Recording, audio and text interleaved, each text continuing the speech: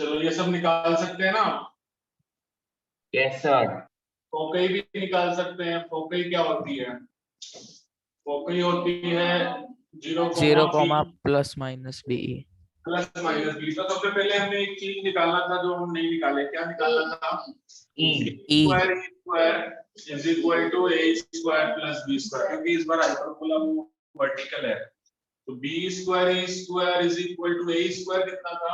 6 plus 3। तो b square is equal to 9। तो B की वैल्यू कितनी आ जाएगी?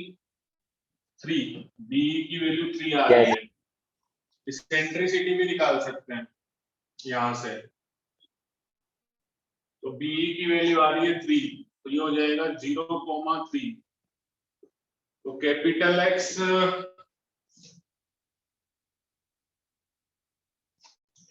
X इज इक्वल टू 0 और capital Y is equal to 3।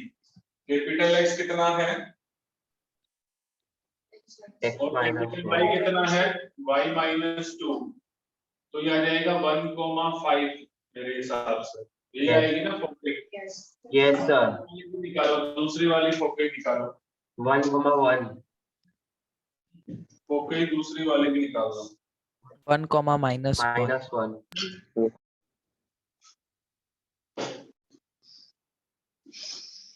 इस टाइप का है, मतलब आप समझ गए होंगे।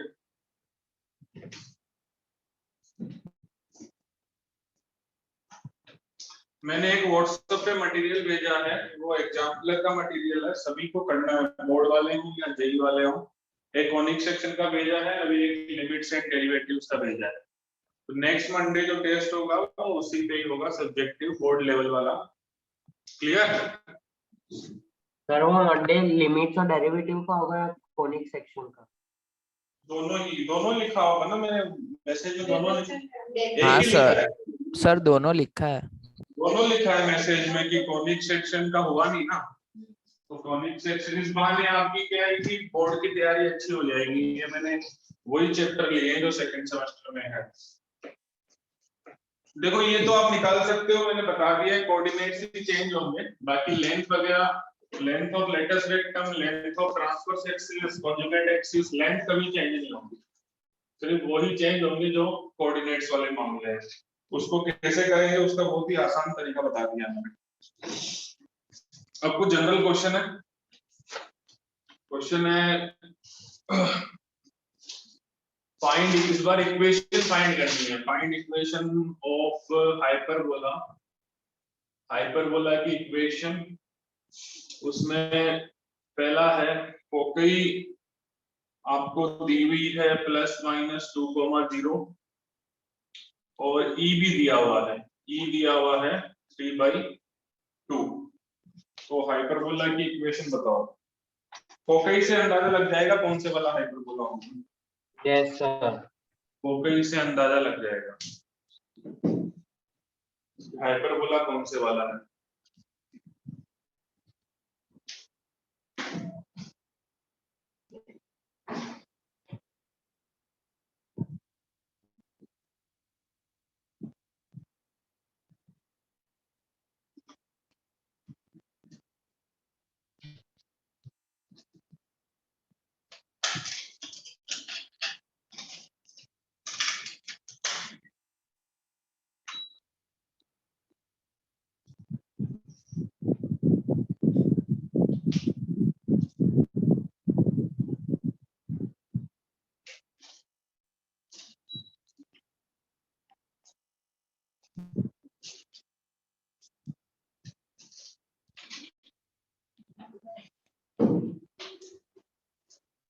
फोकई होती क्या है इस बार? ई होगी ना?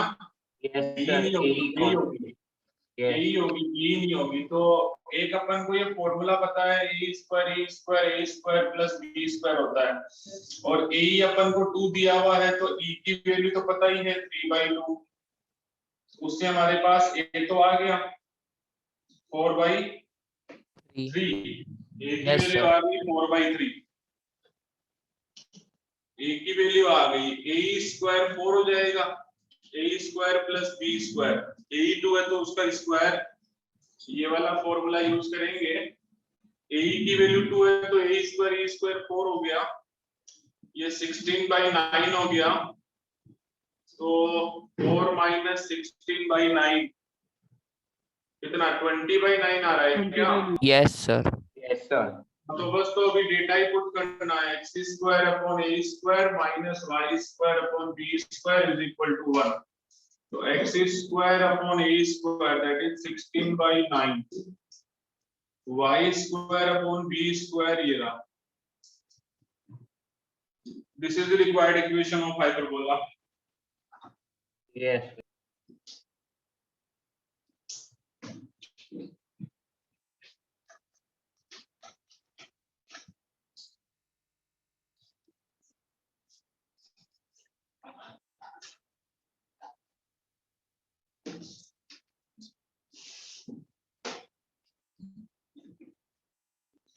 लिख लिया सबने?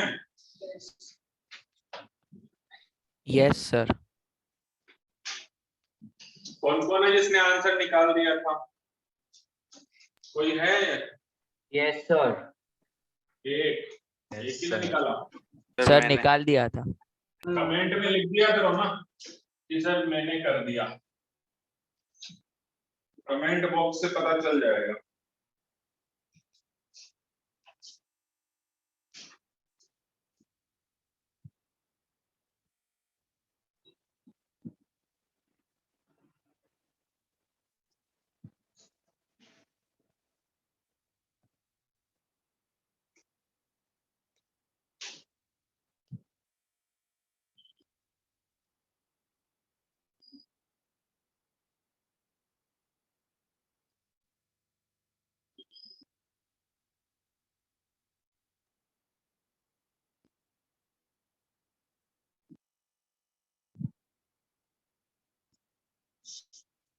सेकंड क्वेश्चन है, सेकंड है फोकई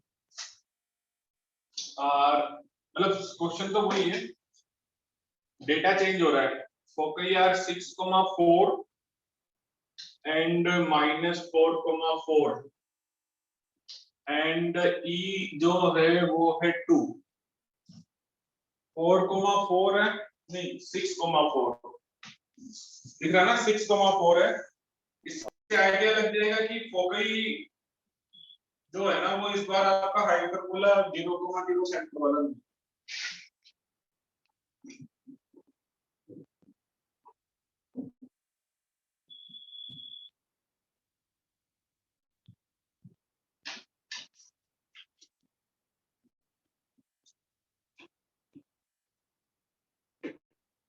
हाइपरबोला 0,0 सेंटर वाला नहीं। क्यों नहीं है? क्योंकि फोकई का मिड पॉइंट ही होता है। एक फोकई है 6,4, जब फोकई जो है वो वाइज चेंज नहीं हो रहा है, एक्स चेंज हो रहा है। Yes sir. तो फोकई कुछ जैसे कि थोड़ा ड्रॉ करके देखोगे तो सही रहेगा। y is equal to 4 line ले लीजिए, ये y इज इक्वल टू 4 है, y नहीं चेंज हो रहा। एक तो है -4,4 और एक है 6,4। हाँ भाई सही बात है क्या? Yes sir. ऑनलाइन से पढ़ रहे हैं, समझ आ रहा है? यस एक है सर। -4,4 और एक है 6,4, क्योंकि हाइट नहीं चेंज हो रही फोकई की। तो फोकई इस लाइन पे है तो हाइपरबोला भी आपका कैसा होगा? सेंटर क्या हो जाएगा? सेंटर इनका मिड पॉइंट। मिड पॉइंट क्या होगा? x1 plus x2 by 2, y1 plus y2 by 2, that is the midpoint. So what will be midpoint? 1,4. 1,4। 1,4 midpoint के सेंटर है। तो हाइपरबोला कुछ ऐसा हो जाएगा, ठीक है? Yes sir. थोड़ा ऊपर से जाएगा ऐसे, हाइपरबोला ये वर्टेक्स ये हो जाएंगे वर्टेक्स। तो सेंटर तो आ गया हमारे पास में 1,4। तो ये फोकई का मिड पॉइंट ही होता है, इवन वर्टेक्स का भी मिड पॉइंट होता है, सबका मिड पॉइंट ही सेंटर होता है। तो x - 1 का whole square upon a² minus y minus 4 का whole square upon b square. कोई बताएगा मुझे कि मैंने x पॉजिटिव क्यों लिया है? सर क्योंकि जो वो फोकाई है उसमें सर उसके y कोऑर्डिनेट्स चेंज नहीं हो रहे, तो उसमें सर वो y इज इस इक्वल टू। तरीके का बनेगा, मतलब हाँ सर। हॉरिजॉन्टल वाला बनेगा, वर्टिकल वाला नहीं बनेगा। हॉरिजॉन्टल वाला फोकई ऐसे आ रही है ना, फोकई ऐसे थोड़ी आ रही है, फोकई ऐसे आ रही है, तो वर्टिकल वाला बनेगा नहीं बनेगा, हॉरिजॉन्टल वाला बनेगा। तो ये वाला ले रहे हैं, बट हमें ए और बी की भी जरूरत है। अच्छा, डिस्टेंस बिटवीन फोकई क्या होता है? चाहे फोकई कहीं भी हो, फोकई के बीच की डिस्टेंस क्या हो जाएगी? 2AE 2 हो जाएगी ना, भले ही वो, तो उसको हमने कहीं डिस्प्लेस कर दिया है, दूसरी जगह ले जाके डायग्राम को रख दिया है, लेकिन तब भी डिस्टेंस बिटवीन फोकई चेंज नहीं होगी ना। तो डिस्टेंस बिटवीन फोकई तो वही रहेगी। हमने उसको उठा करके कहीं और प्लेस कर दिया, सेंटर 1,4 पे हाइपरबोला के पूरे डायग्राम को उठा के रख दिया, तो यहाँ उठा के रख दिया तो भी कोई फोकई थोड़ी चेंज हो जाएगी, मतलब फोकई चेंज हो जाएगी लेकिन डिस्टेंस बिटवीन फोकई तो 2a रहेगी। तो ये जो 2a है दोनों, ये कितनी आ रही है? 10 आ रही है ना? Yes sir. 6 इधर और 4 उधर, क्योंकि y तो सेम ही है, x2 - x1 और y2 - y2 भी करोगे तो a की वैल्यू जो आ जाएगी 10 5 आ by 4 जाएगी, और e अपन को दिया हुआ ये है, तो a भी आ गया 5/2। और एक ये फॉर्मूला होता ही है, a square e square is equal to a square plus b square. तो a 5 तो ये 25, ये 25/4 और ये b स्क्वायर। तो b स्क्वायर की वैल्यू कितनी आ जाएगी? 75/4 75/4। तो x - 1 का whole square upon a square और y - 4 का whole square upon b square 75/4। दिख नहीं रहा क्या मुझे? ओके चलो इधर लिख देते हैं, यहाँ लिख देते हैं। चलो मैं a स्क्वायर की वैल्यू और वो डाल देता हूँ, फिर आप लिख लेना, ये तो दिख ही रहा होगा। b स्क्वायर की जो वैल्यू आएगी वो 75/4, ये वहां पे रिप्लेस कर देना, a स्क्वायर की वैल्यू और b स्क्वायर की वैल्यू।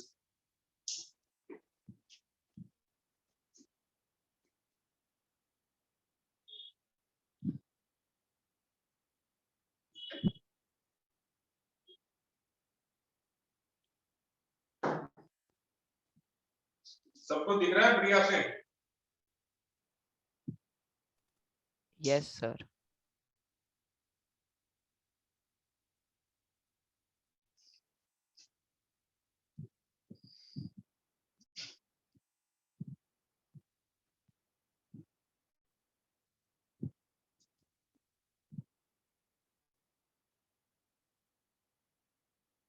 सर हाँ ये 2a = 10 कैसे आया? हाँ, डिस्टेंस बिटवीन फोकई, ये एक फोकई है एस डैश, ये एस है, तो फोकई के बीच की डिस्टेंस क्या होती है? 2a। तो ये, हाँ तो डिस्टेंस निकाल लो ना, ये यहाँ से 6 है और वो -4 है, तो डिस्टेंस कितनी हो गई? हाँ सर आ गया। ये वाली एक्सिस है, फिर से समझा दूं एक बार। नहीं सर समझ में आ गया। ये यहाँ तक 6 और ये 4, तो 10 हो गई। तो डिस्टेंस बिटवीन फोकई, फोकई के बीच की डिस्टेंस 2a। एक तरफ यही होता है, दूसरी तरफ माइनस यही होता है, तो टोटल डिस्टेंस कितनी हो जाती है? 2a हो जाती है।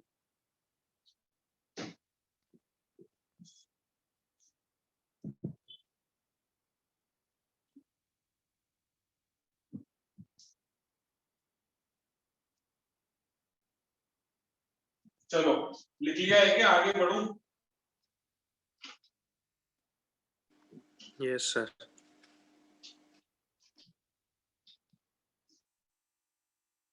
तो अपन ने 2 क्वेश्चन किए थे। तीसरा क्वेश्चन है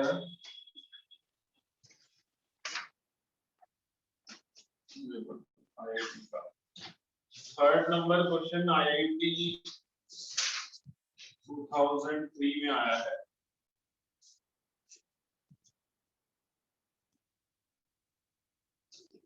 which of following is independent of alpha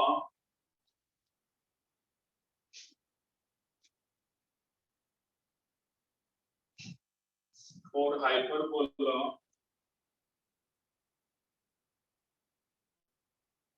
x square upon cos square alpha y square upon sin square alpha।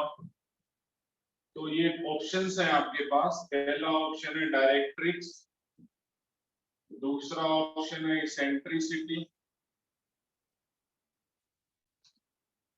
तीसरा ऑप्शन है एब्सिसा ऑफ फोकई और चौथा ऑप्शन है नल। Which of the following is independent of alpha for hyperbola?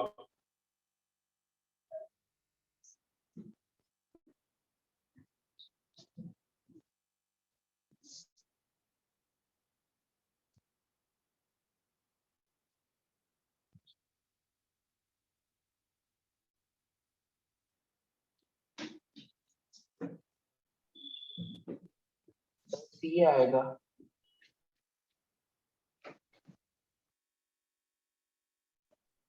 Sir directrix. Sir C abscissa.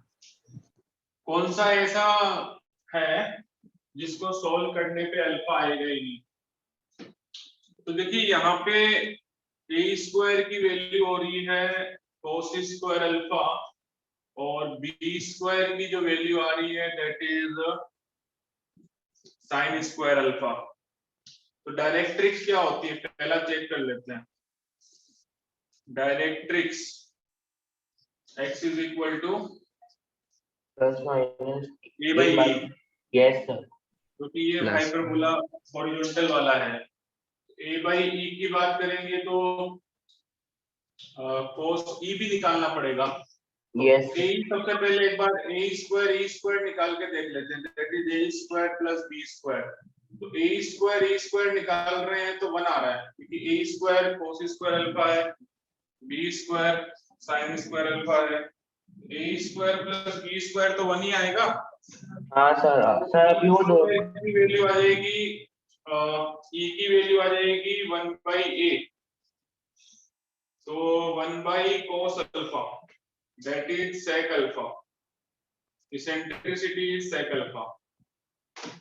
a square is equal to a square plus b square, तो a square cos square alpha है, b square sin square alpha है, तो a square plus b square क्या हो जाएगा?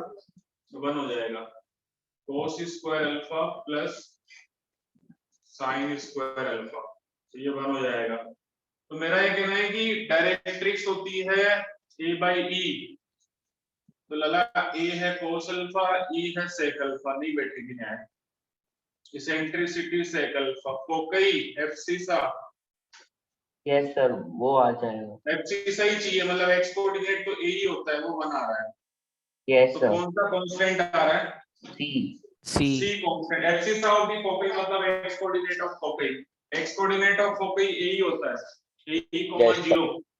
तो abscissa मतलब कि उसका x कोऑर्डिनेट फोकई का, तो एब्सिसा ऑफ फोकई वो आपका कांस्टेंट आ रहा है। ये आएगी 2003 में ये वाला क्वेश्चन पूछा।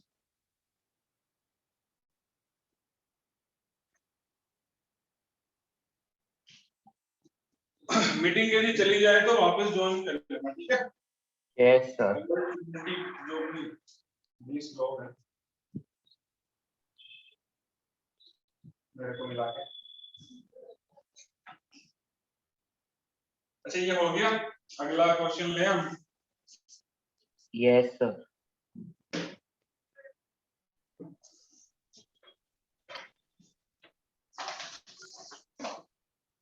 नेक्स्ट ले ले क्या? Yes sir.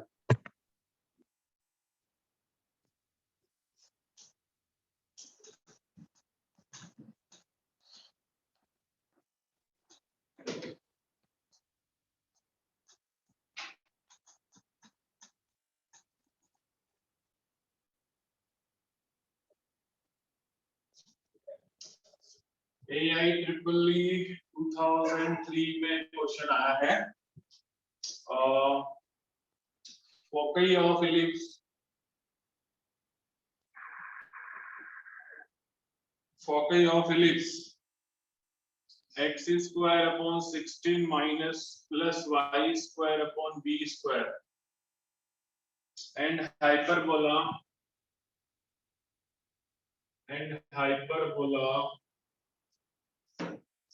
x square upon 144, ये इधर लिखेगा नहीं, यहाँ लिख देता हूँ x square upon 144 y square upon 81 coincides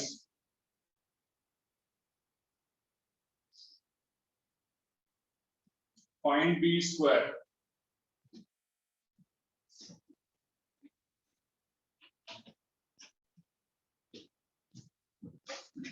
फोकई कॉन्साइड करती है हाइपरबोला और इलिप्स की फोकई जो है, तो कॉन्साइड करने का मतलब इक्वल एक ही है, कॉन्साइड करने का मतलब एक ही है, हाइपरबोला और इलिप्स की जो फोकई है वो एक ही है।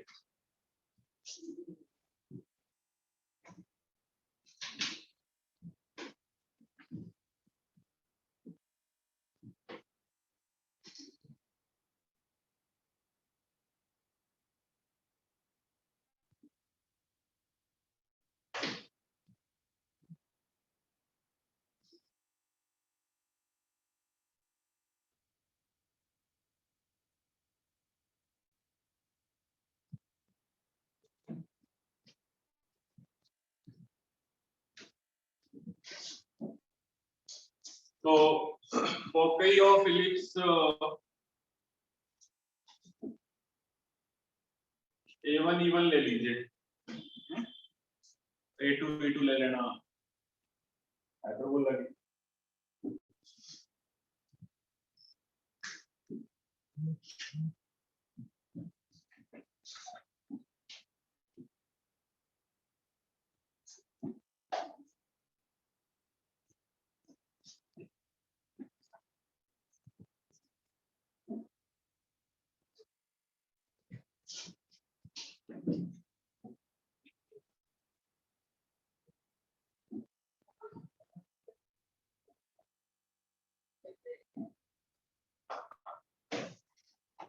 किसी ने निकाला क्या बी स्क्वायर की वैल्यू?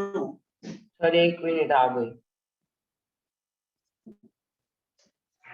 ये हाइपरबोला थोड़ा सा सही से लिखना पड़ेगा। यस सर, वो 144 लिखूं क्या? अब सही है? यस हाँ, परफेक्ट है क्या भाई? ये 25 इधर x स्क्वायर से मल्टीप्लाई होगा, ये 25 इधर y स्क्वायर से मल्टीप्लाई होगा, मल्टीप्लाई होगा तो उसको नीचे ला सकते हैं, ऊपर जाके देखो तो मल्टीप्लाई हो रहा है। ऐसा मत बोलना सर यहाँ था तो यहाँ कैसे लगा दिया।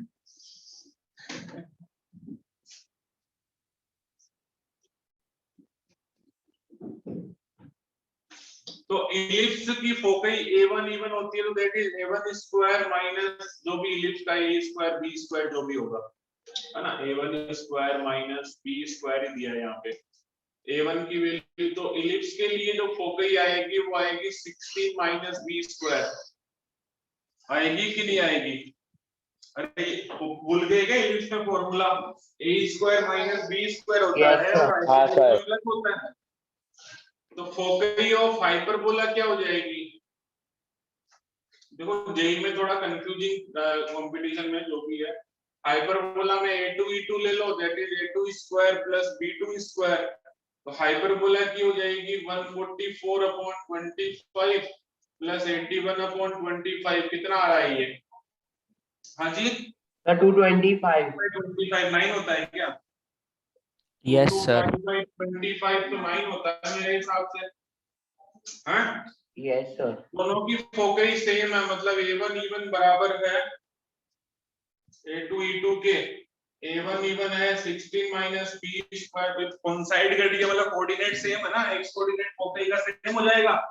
कोइंसाइड कर रही है मतलब x कोऑर्डिनेट फोकई का सेम हो जाएगा। तो ये 9 हो गया, तो B स्क्वायर कितना आया रे?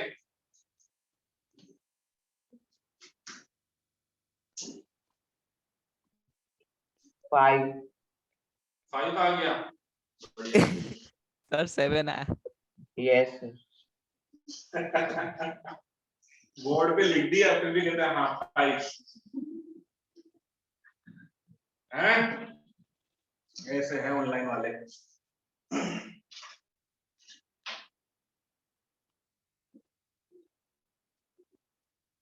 आगे जॉब्स में पूछेंगे पढ़ाई ऑनलाइन की थी ऑफलाइन।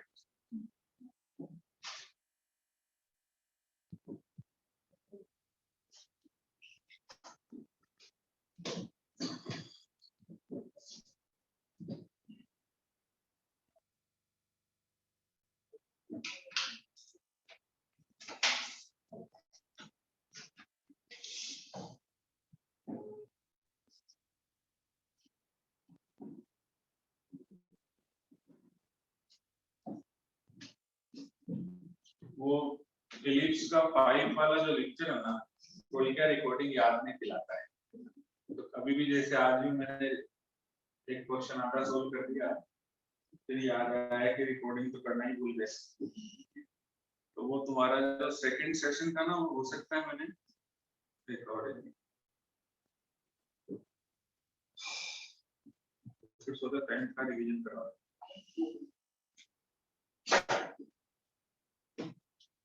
चलिए अगला क्वेश्चन देखें। किसी को डाउट हो तो पूछ सकता है, शर्माने वाली बात नहीं है। समझ में आ गया कि एक बार चैट में लिख के बताएं मुझे, ताकि पता Yes, चले sir. जितने भी सुतेले हैं सब मुझे बताएंगे कमेंट में लिख करके। 2 ही लोग हैं जो जगेले हैं, 3 जगेले, 4 जगेले, 5, 6, 7, वरुण परमार, 8, 9, 10 लोग ही जगेले हैं। 11, 12,